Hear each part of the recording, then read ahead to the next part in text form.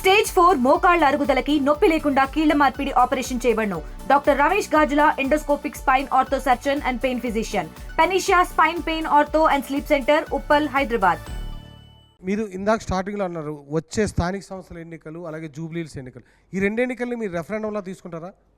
Referendum అనేది రాజకీయ పార్టీలకు అది ఎప్పుడు ఉంటుందంటే జనరల్ ఎలక్షన్స్లో ఉంటుంది. బట్ పార్టీ గ్రోత్ని మాత్రం దాన్ని పార్టీ గ్రోత్ కింద తీసుకుంటాం. రిఫరెండం అనేది పబ్లిక్ ఒక గవర్నమెంట్లో ఉన్న పార్టీకి ఉంటుంది, అపోజిషన్కి ఉండదు. అపోజిషన్ గ్రోత్గా మాత్రం తప్పని తీసుకుంటాం. మా పార్టీ పెరగాలి అటువంటి ఆకాంక్ష మాకున్నది, పార్టీ పెరగాలి అనేటటువంటి కోరిక మాకున్నది. కాబట్టి ఆ దిశలో మేము పనిచేస్తాం. మా ఓటు శాతం గతం కన్నా పెంచుకుంటాం. గతంలో మాకు లోకల్ బాడీలో ఉన్నటువంటి ఒక ప్రాతినిధ్యం కన్నా ఎక్కువ రావాలని మా తాత్పర్యం. అంటే ఇప్పటికే కాంగ్రెస్, బీఆర్ఎస్ తమ అభ్యర్థి పేరును ప్రకటించే ప్రక్రియను ప్రారంభించాయి. కానీ బీజేపీ ఇప్పటివరకు అలాంటి అడుగులేదు. కేవలం 3 మెన్ కమిటీని వేసి మమ అనిపించింది తప్ప మీలో ఒక యూనిటీ లేదనేటువంటి ఒక అభిప్రాయం బాగా వస్తుంది. నిజమే అంటారా? మమ అనేది ఏం లేదు దీంట్లో. అది ప్రక్రియ. మా పార్టీలో ప్రక్రియ ఎట్లుంటుందంటే ఒక ముందు ఒపీనియన్ తీసుకుంటారు. ఒపీనియన్ తీసుకున్న తర్వాత ఎలక్షన్ కమిటీకి పెడతాం. ఎలక్షన్ కమిటీ పేరు తీసుకొని పార్లమెంటరీ బోర్డు పంపిస్తాం. ఆ పార్లమెంటరీ బోర్డే అనౌన్స్ చేస్తుంది. పార్లమెంటరీ బోర్డు ఢిల్లీలో ఉంటుంది. మరి నేషనల్ పార్టీ మాకున్న ఎలక్షన్ కమిషన్లో ఉన్నటువంటి రూల్స్లో మేము ఫాలో చేస్తాం. మా పార్టీలో ఉన్నటువంటి ఒక కాన్స్టిట్యూషన్ అది. సో ఇవాళ ప్రక్రియ స్టార్ట్ అయింది. ఇప్పుడు అభిప్రాయాలు తీసుకుంటున్నాం. రేపు ఆ నేమ్స్ మాకు వస్తాయి. ఎల్లుండి మా ఎలక్షన్ కమిటీ కూర్చుంటుంది. నేను కూడా మెంబర్ దాంట్లో. ఆ పేర్లు 3 పేర్లు తీసుకుంటాం మేము. ఆ 3 పేర్లు ఢిల్లీ పంపిస్తాం. పార్లమెంటరీ బోర్డు సక్సెస్ చేస్తుంది. అయినా ముందు అనౌన్స్ చేసిన వాళ్ళు ఇప్పుడు కాంగ్రెస్ పార్టీ కూడా అనౌన్స్ చేయలేదు నాకు తెలిసిన వరకు అయితే. ఊహాగానాలు మా దగ్గర కూడా ఊహాగానాలు ఉన్నాయి. బీఆర్ఎస్ అంటే వాళ్ళు సింపతి ఫ్యాక్టరీ మీద ఏదో చేస్తారు. అది సరే వాళ్ళ డిసిషన్ అది. ఇప్పుడు బీఆర్ఎస్ పార్టీ మాకు అది కుటుంబ పార్టీ. ఏదో ఎవరైనా చేయొచ్చు, ఎవరైనా బీకొచ్చు, వాళ్ళు ఎవరైనా పెట్టచ్చు. వాళ్ళకి అది రూల్స్ రెగ్యులేషన్ లేదు.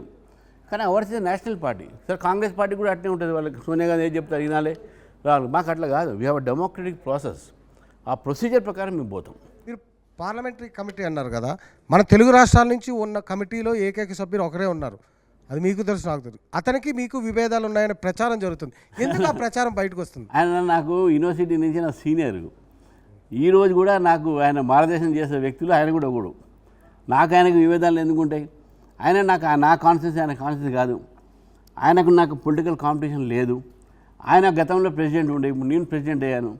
ఆయన గతంలో ప్రెసిడెంట్ ఉన్నప్పుడు నేను ఆయనకు కలిసి పనిచేసిన, నేను ఎమ్మెల్సీగా ఉండే.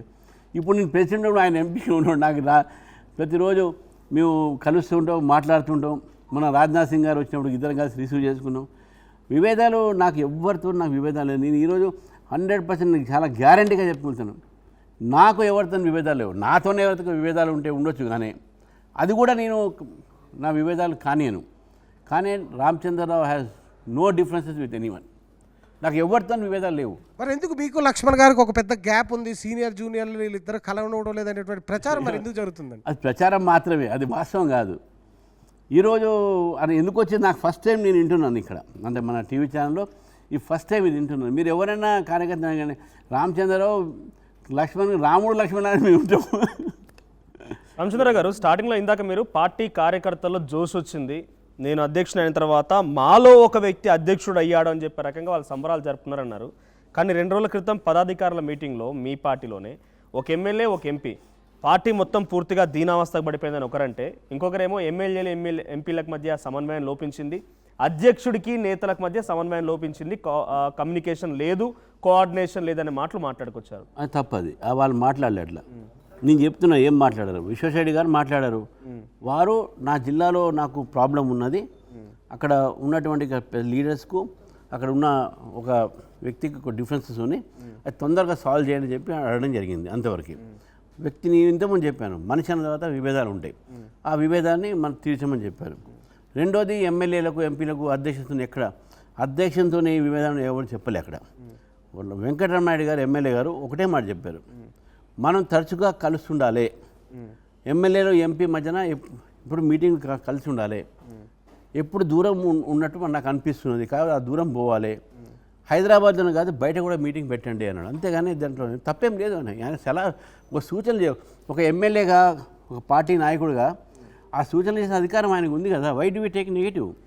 బయట ఏం రిపోర్టింగ్ ఇచ్చారో మళ్ళీ ఎవరు ఏ రకంగా బ్రీఫ్ చేశారో నాకైతే తెలియదు. కానీ నేను అధ్యక్షుడు చెప్తున్నాను, నేను చెప్తున్నా కాబట్టి ఎవరైనా దీన్ని ఇది కాదు అన్నది అని చెప్పేసి వాళ్ళని అడగమని చెప్పండి.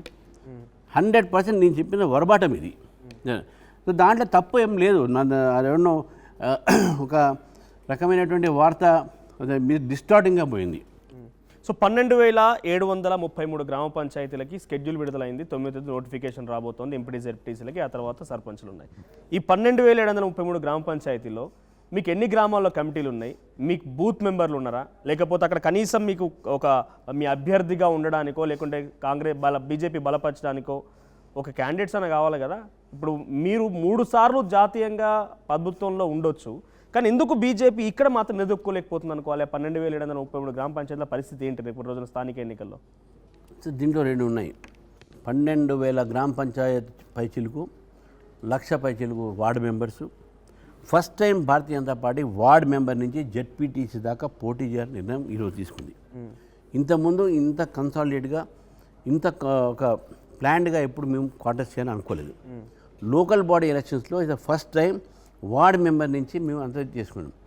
మీరు అన్నారు బూత్ కమిటీ అండి. ఈరోజు మన రాష్ట్రంలో assembly elections are parliament election మీరు దృష్టిలో పెట్టుకుంటే 33,000 పై చిలుకు బూత్లు ఉన్నాయి.